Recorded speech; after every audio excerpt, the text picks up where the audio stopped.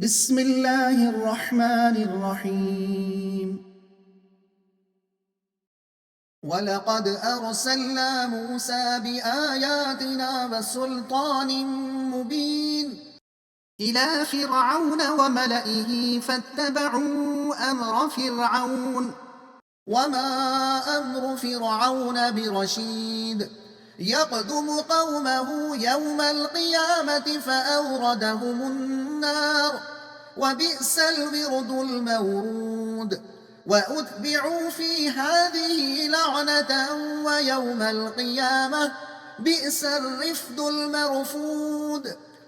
ذلك من أنباء القرى نقصه عليك منها قائم وحصيد وما ظلمناهم ولكن ظلموا أنفسهم فما أغنت عنهم آلهتهم التي يدعون من دون الله من شيء لما جاء أمر ربك وما زادوهم غير تتبيب.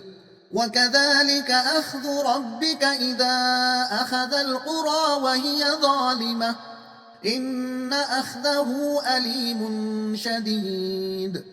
إن في ذلك لآية لمن خاف عذاب الآخرة ذلك يوم مجموع له الناس وذلك يوم مشهود وما نؤخره إلا لأجل معدود يوم يأتي لا تكلم نفس إلا بإذنه فمنهم شقي وسعيد.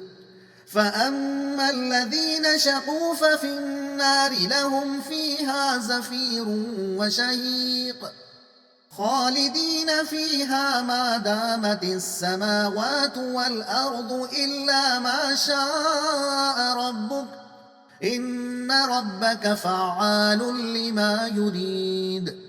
وأما الذين سعدوا ففي الجنة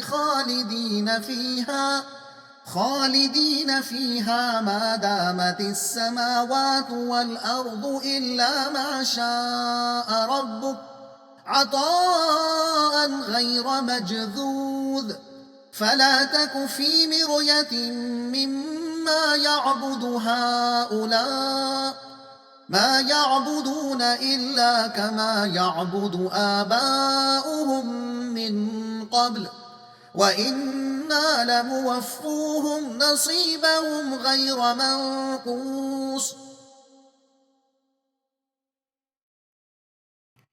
मज़मून फ़िरऔन की नाफरमान कौम के अंजाम से इबरत हासिल करो।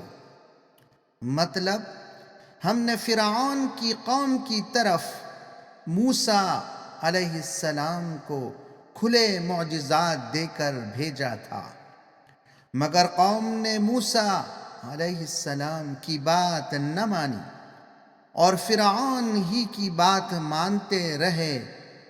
क़ियामत के रोज़ यह लोग दोज़ख में जाएंगे तो फ़िरऔन उनके आगे आगे होगा। हम किसी कौम पर जुल्म नहीं करते बल्कि वो खुद अपने आप पर जुल्म ढा लेते हैं।